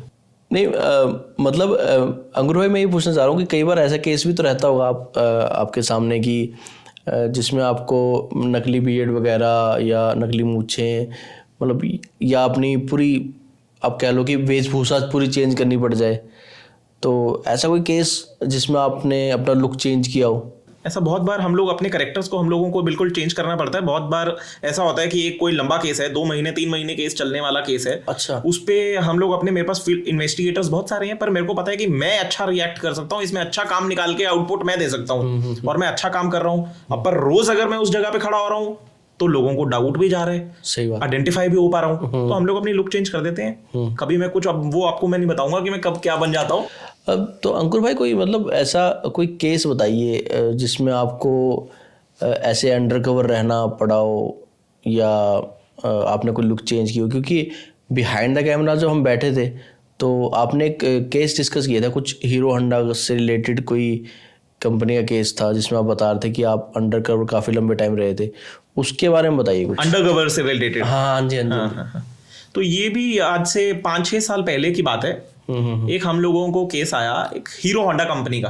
अच्छा, किसी एजेंसी का था। हीरो होंडा ने बहुत सारी एजेंसीज दे रखी हैं अपनी, तो किसी डीलरशिप से केस आया कि हमारे यहाँ पे बहुत सारी चोरियां होती हैं जी। अच्छा, हम उस चोरियों को पकड़ नहीं पा रहे हैं। तो हमने कहा जी ठीक है। हमने पूछा कि किस तरह की चोरी है, क्या नहीं पता लग पा रहा। हमने मतलब सारी हिस्ट्री तो हम लोग पूछते हैं, कितने एम्प्लॉइज हैं, क्या हैं, कैसे कर सकते हैं। तब हम लोगों ने अपना एक लाइन ऑफ इन्वेस्टिगेशन बना के उनको बताया कि हम लोग आपके पास एक अंडरकवर ज्वाइन करने वाले हैं। एक नॉर्मल रिक्रूटमेंट आप चालू करो, उसमें रिक्रूट करके हम लोगों को आप हायर करो। मैं वहां पे हायर हुआ था as a job sheet man. अच्छा, आप कभी अपनी गाड़ी सर्विस कराने जाते हैं तो आपने देखा होगा शुरू में ही आपकी एक जॉब शीट बना रहा होता है बंदा। हाँ, कि क्या प्रॉब्लम्स है आपकी गाड़ी में, कौन सी सर्विस कराने आप आए हो, फर्स्ट सर्विस, फ्री सर्विस या पेड सर्विस। तो उसमें मैं लगा था। अब उसमें जब हम लगे तो आप मानोगे नहीं, मेरे को ज्वाइनिंग के बाद 10 दिन हुए थे सिर्फ। 10 दिन के अंदर ही उनके पुराने 29-30 साल पुराने मैकेनिक्स ने मेरे को अप्रोच कर लिया, मुझे अपनी बातों में फंसा लिया। अच्छा, कि बाबूजी आप सिर्फ 10-12 हजार रुपए की नौकरी में लगे हो यहाँ, और जीवन भर लगे रहोगे, ऐसे ही घिसते रहोगे, कुछ नहीं कर पाओगे। हमें यहाँ 25-30 साल हो गए हैं, हम यहाँ अच्छा पैसा बना के निकलते हैं सारे। आपसे पहले भी जो जॉब शीट वाला बंदा था वो यहाँ पे महीने का 1.5-2 लाख रुपए कमा रहा था। अच्छा, तो मैंने भी कहा यार अच्छी बात है, मैं भी करना चाहता हूँ यार, कैसे होगा बताओ यार, कुछ बताओ, हम भी कमाएं यार, आप भी कमाओ। अब जब ऐसा काम करते हैं तो उनके साथ बिल्कुल उनकी तरह लेमैन बनना पड़ता है। हाँ, बिल्कुल बिल्कुल। शाम को उनके साथ निकलते थे, उनके साथ उनके हिसाब का खाना खाते थे, लेबर के साथ, मतलब लेबर बन जाते थे बिल्कुल हम भी। बिल्कुल बिल्कुल। तो मैं उनके साथ मिलता था, शाम को हम लोगों ने कई बार हार्ड ड्रिंक्स पिए, एक साथ ड्रिंक्स किए, ताकि उसको लगे कि यार ये तो मेरे साथ भूल गया। क्योंकि अब जब आप पते हो, जब जाम एक साथ चलते हैं, ताकि अंदर की बात निकल अंदर की बातें निकलती हैं। तो बहुत सारे मैं एविडेंस क्रिएट कर रहा था और रिकॉर्डिंग्स चालू थी कि उसको नहीं पता था ये क्या कर रहा है। ये कम से कम मैं 1.5-2 महीने तक एविडेंस कलेक्ट करता रहा। अब वहां क्या होता था, जैसे ही एक सपोज एक बाइक के लिए सर्विस कराने के लिए कोई आया, एक बाइक में खर्चा बहुत ज्यादा है, जिसका कोई इंजन का काम करवाना है, पूरा पिस्टन विस्टन सब कुछ डलना है उसमें। बंदा अपनी बाइक लेके आता था कि जी मेरी बाइक है, हम बाइक को देखते थे और देख के मैं उसमें, मेरे को पता लगा था ये काम है, इतना खर्चा है कंपनी की। हम लोग उसको बताते थे कि उसके बाद मेरे को, मेरी मैकेनिक के साथ ये सेटिंग थी, मैकेनिक कहता था जी आपने कुछ नहीं करना, साइड पे आके मेरे को आवाज मारनी है, बिल्ली आ गई। बिल्ली आ गई ये कोड वर्ड थे। अच्छा, मैं साइड पे जाके आवाज मारता था, बिल्ली आ गई, मैकेनिक आता था, जाके इंस्पेक्शन करता था, चला के देखता था मैकेनिक और कहता था ठीक है जी। उसके बाद मैं मैकेनिक की बात सुन के उसको बोलता था कि सर ऐसा है, इस बाइक पे आपके 40,000 रुपए लगने हैं। बंदा कहता था कोई डिस्काउंट दिला दो सर, ये कर दो। मैं कहता था सर एक आपके लिए ऑफर है, ये कहीं डिस्क्लोज मत करना। सारा कुछ कंपनी में जैसा हो रहा है 40,000 वाला वैसा ही होगा। सारे पार्ट्स ओरिजिनल डलेंगे, पर हम लोग आपसे पैसा लेंगे बिल्कुल आधा, 20,000 रुपए। अच्छा। और सारा स्पेयर पार्ट सब कुछ डालेंगे बीच में। पर जो कंपनी में बिल बनेगा वो सिर्फ एक नॉर्मल सर्विस का, वॉशिंग का बनेगा। 1,000, 1,500, 2,000 का बिल बनाऊंगा। बाकी के जो 18,000 रुपए आपसे कैश में अलग लूंगा। आपका भी बेनिफिट है, मेरा भी बेनिफिट है। अच्छा। मैक्सिमम मेजॉरिटी जितने कस्टमर्स भी होते थे ना, वो भी कहते थे ठीक है सर, ये तो बड़ी अच्छी बात बताई आपने, उनका बच रहा है पैसे, मेरा पैसा बच रहा है, आप कराओ जी। तो इस तरह से हमने लगभग 2-3 महीने मिलके उनके 3-4 पुराने 30-30 साल पुराने मैकेनिक कंपनी को बेनिफिट कराया और उनको उनकी जो असली रियल इमेज थी वो दिखाई और उसके एविडेंस प्रोड्यूस किए। क्या तो मतलब आप देखो कितने नुकसान में, घाटे में कंपनी चल रही थी। कंपनी को पता लग पाया कि हाँ यार क्या चल रहा है, जिसपे कंपनी कभी शक नहीं कर रही थी, वो चीज हमने उनको रियलिटी दिखा दी, उन्होंने फायर कर दिया। और हम लोगों की इमेज तो ऐसी थी उस वक्त, हम लोग भी अपने कुछ लुक्स चेंज करके जाते थे। हाँ। तो कहीं यहाँ से थोड़ा सा दूर था, 100 किलोमीटर के दायरे में था वो केस। अच्छा। वहां से उसके बाद फिर हम लोग अपनी नॉर्मल जिंदगी में आ गए। तो इस तरह के केसेस भी कई बार रहते हैं। मतलब आपने बताया कि 2 महीने, तो मतलब कुछ केस ऐसे भी होते हैं जो लंबे लंबे। हाँ बिल्कुल, जो अब वो असाइनमेंट बेस होता है, किस हिसाब का क्लाइंट ने मेरे से डिस्कस किया, मैंने उसे बताया कि हम लोग इस तरह का केस में इतना टाइम लेंगे। तो कई बार उसको हम लोगों ने बताया था कि अगर कोई ऐसा नहीं हम लोगों को पकड़ में आएगी चीज, तो महीने 1.5 महीने में पता लग जाएगा, वो क्लोज वहां हो जाता। अब जहां आउटपुट निकल रहा था, एविडेंस क्रिएट हो रहे थे, तो क्लाइंट भी चाहता है ज्यादा से ज्यादा एविडेंस हो। बिल्कुल। तो उस चीज को थोड़ा सा बढ़ाकर टाइम को 2-2.5 महीने लग गए थे। तो उस हिसाब से मैं क्लाइंट को चार्ज कर रहा था, क्लाइंट मुझे पे कर रहा था। और नॉर्मल उनको एम्प्लॉइज को ऐसा लगता था जैसे उनकी सैलरी आती है वैसी मेरी सैलरी आ रही थी। तो लोगों का मतलब इस तरह से एक प्राइवेट डिटेक्टिव से बेनिफिट होता है, फायदा होता है, पता लगता है कि क्या एक्चुअली, क्योंकि मालिक लोग आपको पता है फैक्ट्रीज में कहाँ खुद बैठते हैं, बिल्कुल नहीं, एम्प्लॉइज के दम पे सब कुछ छोड़ते हैं। अब एम्प्लॉय कोई ऐसा धोखा दे रहा हो तो किसी को क्या विश्वास है। सही बात है। तो इस तरह से हम लोग भी समाज में काम कर रहे हैं और लोगों की दुनिया की किसी के काम आ पा रहे हैं। तो अंकुर भाई, हम लोगों ने बात की थी प्री मैरिटल के बारे में, इसमें आपने काफ़ी अच्छे केसेस हमारे सामने लेके आए, एग्जाम्पल लेके आए, और आपने बताया कि किस तरह से आप इस चीज़ में हेल्प कर रहे हैं। बट एक आपने नेम लिया था पोस्ट मैरिटल कि इन्वेस्टिगेशन का, आप कुछ बता रहे थे। तो आफ्टर मैरिज ऐसे क्या केसेस आते हैं आपके सामने जिसमें आप लोग उसमें हेल्प कर पाते हैं या इन्वेस्टिगेट करते हैं? बिल्कुल। पोस्ट मैरिटल क्या होता है? पोस्ट मैरिटल हम लोगों के पास केसेस आते हैं 2 तरह के। एक तो ऐसे होते हैं जो हस्बैंड वाइफ अभी साथ ही रह रहे हैं पर एक दूसरे पे शक है, तो वो हमसे इन्वेस्टिगेट करवाते हैं। दूसरी तरह का पोस्ट मैरिट होता है जब एक लिटिगेशन में केस है, एक डिवोर्स केस चल रहा है, और तब हम लोगों को या तो लॉयर ने हायर किए या क्लाइंट ने हायर किए कि मेरे केस को चलते हुए इतने साल हो गए हैं और मुझे एविडेंस नहीं है, इस वजह से मेरा केस लटका हुआ है, और मुझे पता लगा है कहीं से या सुनने को मिला है या ये मुझे पता था कि ऐसा कुछ है, और मेरे पास जो एविडेंस थे वो उतने अच्छे नहीं है जो एक केस के लिए होने चाहिए, है ना, इतने सॉलिड केस नहीं है, तो आप मेरी क्या मदद कर सकते हो। तो हम लोगों को बताते हैं कि इसमें हम लोग उनकी सर्वेलेंस करेंगे, और सर्वेलेंस के दौरान बहुत सारे मेजॉरिटी केसेस हम लोगों के पास आते हैं IPC 125 के 126 के मेंटेनेंस होता है ये। इसमें क्या होता है, मेंटेनेंस का एक खर्चा होता है, मतलब खर्चे का केस है ये। एक हस्बैंड से एक वाइफ खर्चा मांगती है, ठीक। तो मेजॉरिटी हम लोगों के पास इस तरह के केसेस ऐसे अच्छा, जो ये आफ्टर डिवोर्स केस के बाद जो डिमांड रहती है, ड्यूरिंग डिवोर्स केस, अच्छा ड्यूरिंग, लड़कियां अपने हस्बैंड के ऊपर मेंटेनेंस का केस डालती हैं कि मुझे खर्चा चाहिए जी आपसे जी। इसमें कोर्ट क्या कहती है, if the girl is working then she is not entitled for any maintenance. Okay. अब पर फिर भी क्या होता है, कई बार बहुत सारी लड़कियां हम लोग अपने केसेस में देखते हैं कि मेंटेनेंस का केस भी डाल देती हैं, कोर्ट में अपना एफिडेविट भी दायर कर देती हैं कि मैं कुछ नहीं करती हूँ, डिक्लेयर कर देती हैं मैं कुछ नहीं कर रही हूँ, पर फिर भी जॉब कर रही होती हैं। ओके। अब वो तो आप कानून के खिलाफ जा रहे हो, गलत कर रहे हो, झूठ बोल रहे हो, आपने फॉल्स एफिडेविट दे दिया है कोर्ट में। फिर हम लोग जब उसमें इन्वेस्टिगेट करते हैं तो उसमें हम लोग दिखाते हैं कि ये लड़की कोर्ट में झूठ बोल रही है, ये यहाँ पे जॉब कर रही है, तो उनके मेंटेनेंस के केस में लड़के वालों को रिलीफ मिलता है। ओके। इसमें कई बार लड़की वाले भी हमें केस देते हैं इस तरह का लड़कों के लिए। अच्छा। लड़के भी कई बार जॉब अच्छी कर रहे होते हैं पर छोड़ के जॉब घर बैठ जाते हैं जान के। अच्छा। कि मैं तो कुछ नहीं कर रहा। उसमें भी हम लोग दिखाते हैं कि इसकी इतनी अच्छी सैलरी थी पहले और आजकल ये फ्री में घर बैठा है, जान के छोड़ा बैठा है, इंटेंशनली ये जॉब छोड़ के बैठा है। ओके। कि ये सारा दिन कहीं नहीं जाता, अगर कहीं जाता है तो दिखा देते हैं यहाँ से, अगर इसने जॉब छोड़ दिया वो कहता है कि मैं तो यहाँ से जॉब छोड़ चुका हूँ, मैं अब कुछ नहीं कर रहा हूँ, और कर रहा होता है कहीं और जॉब। हाँ जी। तो हम लोग उसको फॉलो करके देखते हैं सबसे पहले कहाँ जा रहा है और फिर वहां के फोटोग्राफी वीडियोग्राफी एविडेंस देते हैं ये इस जगह पे इस कंपनी में जॉब कर रहा है। फिर ऑपोजिट पार्टनर की जो एडवोकेट है वो उस कंपनी को लीगल समन्स भेजते हैं, दस्ती भेजते हैं और पता लगवाते हैं कि इसकी कितनी किस डेजिग्नेशन पे है, कितनी इसकी सैलरी है, और सारा जो भी रिकॉर्ड उसको देते हैं, कोर्ट में आके लगाते हैं। सारी कंपनी वहां पे आती है जब समन जाते हैं कंपनी को। तो ये पोस्टमैट के केसेस होते हैं। बाकी डिवोर्स केस के और बहुत सारे आजकल हम लोगों के पास सुनने को मिलता है जी, किसी ने 376 का रेप केस डाल दिया किसी पे।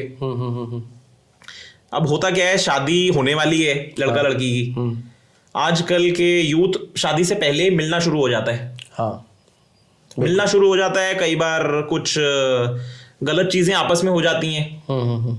अब उसके बाद कुछ प्रॉमिसेस तो आपस में होते हैं कि हाँ प्रॉमिस किया हुआ है, शादी करनी है हमने। अब पर बंदा कई बार जब उस रिलेशनशिप में रहता है तो कुछ टाइम में जब लंबा गैप आ जाए ना तो बंदा कहता है जी अब नहीं मैंने शादी करनी, डिसीजन चेंज कर लेता है अपना। अच्छा। तो लड़कियां कहती हैं भाई तूने मेरे को झांसा दिया था, मैं शादी करूंगा और झूठ बोल रहा है तू मेरे को। तो इस तरह के केसेस में 376 रेप केस लड़के के ऊपर डलता है। ओके। तो इस तरह के भी बहुत सारे हम लोगों के पास फिर केसेस आते हैं। हम फिर उसमें इन्वेस्टिगेट करते हैं, देखते हैं क्या रियलिटी है क्या नहीं है, आजकल ये क्या कर रहा है, क्या वाकई आजकल भी ऐसा ही है कि ये इस तरह की अडल्ट्री में और लड़की की लाइफ खराब की है। तो एविडेंस कलेक्ट करते हैं। बाकी इंटेलिजेंस का मामला है सारा, जब हम करेंगे कुछ तो पता लगता है क्या कुछ सच्चाई है क्या नहीं है। तो अंकुर भाई अब बात करते हैं हम लोग ना इक्विपमेंट्स की। मतलब अगर हम किसी भी योद्धा की बात कर रहे हैं तो उसके औजार की, उसके शस्त्र की बात तो करेंगे। तो जो डिटेक्टिव है उसके जो यंत्र होते हैं, जो उसके हथियार होते हैं, वो होते हैं उसके इक्विपमेंट्स जो वो सीक्रेटली किसी की नज़र रखने के लिए यूज़ करते हैं। तो आई थिंक आप लोगों के लिए तो इतना इम्पोर्टेंट है क्योंकि आपको किसी में नज़र रखनी है तो बहुत दूर से रखनी पड़ती है। तो मेरा ये सवाल था कि आपको ये इक्विपमेंट्स कहाँ से मिलते हैं, कौन कौन से इक्विपमेंट्स होते हैं, और अगर कोई हमारे दर्शकों में से या फिर कोई वैसे जो डिटेक्टिव बनना चाहता है या अपने लाइफ में इस फील्ड में आना चाहता है तो उसको कहाँ से अवेलेबल हो सकते हैं। और सही बताऊँ तो ये मेरा पर्सनल क्वेश्चन भी है क्योंकि मुझे बड़ी क्यूरियोसिटी रहती है कि यार वो इक्विपमेंट्स रखना अपने पास, कुछ ऐसी चीज़ें, मतलब मुझे किसी पर नज़र नहीं रखनी। देखो ऐसे बहुत सारे स्पाई डिवाइसेस भी आती हैं जो हम लोगों को लगता है कि कभी मैं बहुत नज़दीक किसी के जाऊं और उसको मालूम ना पड़े कि मैं ऐसी वीडियो रिकॉर्ड कर रहा हूँ या ऑडियो रिकॉर्ड कर रहा हूँ, और पर वो सारी रिकॉर्ड भी हो जाए, इसको मालूम भी ना पड़े कि अब मोबाइल से बनाऊंगा सामने सामने जाके तो बंदा देखेगा यार इसने मोबाइल चालू किया हुआ है। तो बहुत सारे ऐसे इक्विपमेंट्स आते हैं जो शायद मैं आपको ना बता पाऊँ क्योंकि मार्केट में सरेआम बिकने ये बैन है। अच्छा। चाइनीज प्रोडक्ट्स हैं, नहीं मिलते ऐसे, पर आजकल बहुत सारी एप्लीकेशंस पे अवेलेबल हैं। तो इनकी कोई ऐसी मार्केट में दुकान नहीं है कि जाके आप खरीद लोगे। अच्छा। जहां हम लोगों के अपने सोर्सेज हैं वहां से हम लोग मंगवाते हैं। तो आपके लिए पर्सनली तो कहीं से मंगवाना हो तो मंगवा देंगे कुछ।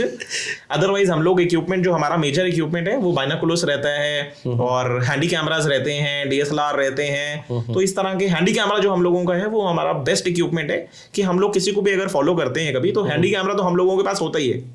साथ साथ हम लोगों के पास एक बाइनोकुलर्स भी रहती है, हर वक्त कहीं अगर दूर के सब्जेक्ट को देखना है, कुछ करना है, आइडेंटिफाई करना है तो उससे हम लोग कर लेते हैं इजीली कि हाँ ये वही बंदा है। और सारी फुटेज जो भी हमारी बनती है हैंडी कैमरास में बनती है। तो मतलब आपके बातों से मुझे लग रहा है कि ये हम लोगों को इजीली अवेलेबल नहीं हो सकती। नहीं, आपको करवा देंगे इजीली, आपके लिए तो इजीली अवेलेबल है। तो अंकुर भाई आपको मैं पहले थैंक यू बोल दूं क्योंकि आपकी वजह से मुझे लग रहा है कि मुझे इक्विपमेंट तो मिल जाएंगे, और वो जैसा कि आपने बताया कि इजी तो है नहीं मिलना, ऐसे मतलब मिलते नहीं है किसी को जल्दी। तो भाई अब यहाँ पर एक बात आती है और वो ये है कि देखिए इक्विपमेंट्स तो आप मेरे को दिलवा देंगे, बट एक चीज़ और चाहिए, नॉलेज, एक्सपीरियंस।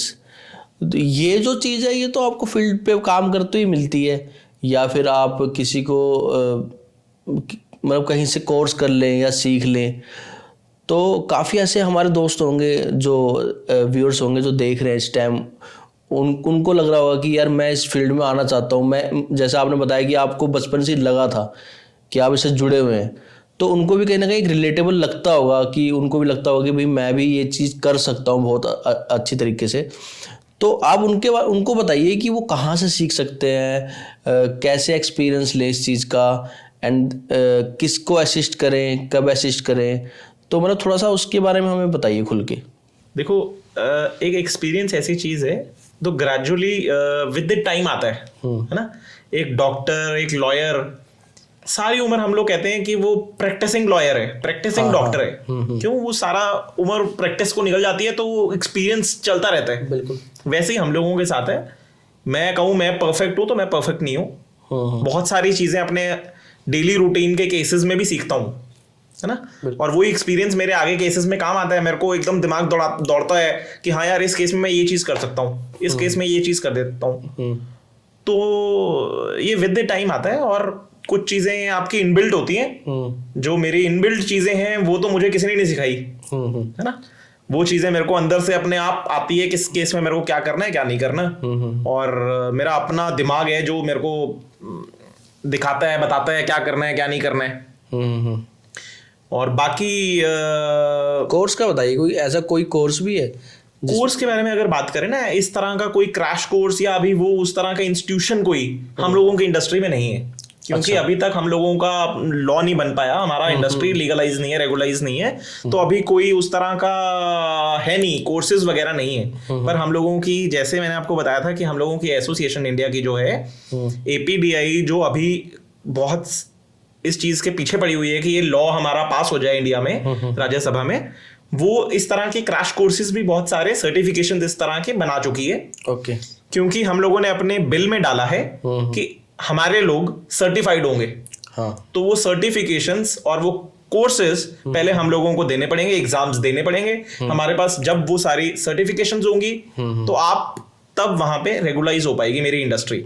और अदरवाइज बहुत सारी ऐसी डिटेक्टिव एजेंसीज भी हैं पुरानी जो इस तरह के कोर्सेज करवाती हैं जब कोई इन्वेस्टिगेटर को रखती हैं। हम लोग भी अपने पास जब कोई इन्वेस्टिगेटर रखते हैं तो इसकी 6 महीने की हम लोगों की भी अपनी एक ट्रेनिंग रहती है।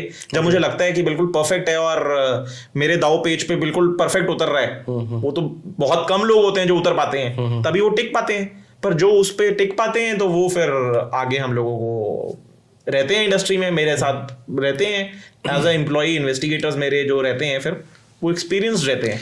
भाई एक आप बता रहे थे कि कोई एक इंटर्न आया था आपके पास, बहुत पैशनेट था इस फील्ड को लेके और इस इंडस्ट्री में आना चाहता था, बट कंडीशंस देख के वो मेरे ख्याल से कुछ 10 दिन भी टिक नहीं पाया वो इस फील्ड में। ऐसे बहुत आते हैं और बहुत लोग फ़ोन करते हैं। अभी पीछे मैं आपको बताऊं, एक फादर मुझे कॉल कर रहा था कि मेरी बेटी का भी ग्रेजुएशन कंप्लीट होने वाली है और वो बहुत इस चीज़ को फैंटेसाइज करती है। वो कहती है मुझे एक डिटेक्टिव बनना है, डिटेक्टिव फिल्म्स देखती है और नॉवेल्स पढ़ती है, तो उसको शौक है कि वो ऐसा कुछ करियर आगे परस्यू करे। तो मैंने उन्हें समझाया अभी इसको प्रॉपर ग्रेजुएशन अपनी कंप्लीट कर लेने दो, और ऐसा कुछ है तो आप कहीं मिलिट्री इंटेलिजेंस है, IB है, रॉ है, उनके UPSC है, इनकी तैयारियां करवाओ। अगर वहां निकल जाती है तो बहुत अच्छी बात है, क्योंकि हम लोग तो देखते हैं कितना पेशेंस वाला काम है और 24 घंटे हम लोग रिस्क में दौड़ रहे हैं। तो मैं किसी फादर को ऐसा राय नहीं दे सकता था अभी, जब तक वो चीज मेरी इंडस्ट्री रेगुलाइज नहीं है। बिल्कुल। तो बहुत सारे लोग जब आते भी है ना, उसमें से गिनती के लोग हम लोगों के पास टिक पाते हैं। मुझे महीने में मानो 10-20 तो ऐसी कॉल्स आ जाती हैं कि मुझे इन्वेस्टिगेटर डिटेक्टिव बनना है जी, आप रख लो। अब मुझे हर बंदा जो कॉल करता है उसको मैं नहीं रखता। सही बात है। मैं उसको रखता हूँ जिसको मैंने रखना है। मेरे को अप्रोच करने वाले तो बहुत सारे हैं, पता नहीं किस इंटेंशन से मेरे पास आ रहा है, कभी मेरी कोई जासूसी करना चाहता हो। तो इसलिए मैं अपने हिसाब से लोग ढूंढता हूँ, अपने हिसाब के लोगों को ट्रेंड करता हूँ और अपने साथ रखता हूँ अपने तरह के लोगों को। तो अंकुर भाई, अभी हम पॉडकास्ट को आगे ज़्यादा नहीं खींचेंगे क्योंकि आई नो आपकी भी काफ़ी प्रोफेशनल कमिटमेंट्स हैं। एंड कुछ आप बताइए कि आपसे कैसे कांटेक्ट कोई कर सकता है, क्या रहता है आपका एक? थैंक यू सो मच प्रकाश, आपने भी मुझे इनवाइट किया और इतना अच्छा पॉडकास्ट दिया और मुझे एक प्लेटफॉर्म दिया जहां मैं खुल के सामने आया हूं और इतनी सारी बातें की हैं, डिस्क्लोज की हैं। अदरवाइज पिछले लास्ट 10-12 सालों में मैंने किसी के साथ इनकी चीज़ें इतनी शेयर नहीं की होंगी जी। पर आपके साथ आज मिला और बहुत अच्छा लगा सब कुछ करके। और हाँ, हम लोगों को अगर कोई कांटेक्ट करना चाहे तो मेरी अपनी वेबसाइट है जो कि spyforcedetective.com, आप मुझे कांटेक्ट कर सकते हो। और मेरा मोबाइल नंबर है 9914779007, आप मुझे कॉल कर सकते हो कभी भी और जितनी हेल्प हो पाएगी हम लोग आपकी हेल्प करेंगे। और चंडीगढ़, पंजाब, हिमाचल, यहाँ हम लोग काम करते हैं। बाकी किसी भी स्टेट में काम करना हो तो हम लोग करते हैं, पर ये मेरे आसपास के एरियाज़ हैं, यहाँ हम लोग बहुत अच्छे से मेरे सोर्सेज के साथ काम करता हूँ। जी बिल्कुल। तो दोस्तों अब हमारा समय हो चुका है आपसे अलविदा लेने का। और अगर आपको ये वीडियो पसंद आई है तो प्लीज़ लाइक करें और कमेंट करें और कमेंट करके हमें ज़रूर बताएं कि आपको वीडियो कैसी लगी। और अगर इस टॉपिक से रिलेटेड या इस फील्ड से रिलेटेड आपका कोई भी क्वेश्चन हो, कोई क्वेरी हो तो भी आप कमेंट करके हमसे पूछ सकते हैं। हम कोशिश करेंगे कि सर से वो इन्फॉर्मेशन लेके आप तक पहुँचाएँ। एंड हमारे आने वाली वीडियोस के लिए हमारे चैनल को प्लीज़ सब्सक्राइब कर लें कि जैसा कि हमने आपसे वादा किया है कि हम कोशिश करेंगे इंटरेस्टिंग टॉपिक पे ही बात करें और इंटरेस्टिंग लोगों से मिलें और आपको मिलवाएं। तो सब्सक्राइब कर लेना भाई, ठीक है। नया चैनल है, सपोर्ट दिखाएं। चलते हैं, गुड बाय। सब्सक्राइब कर लेना भाई।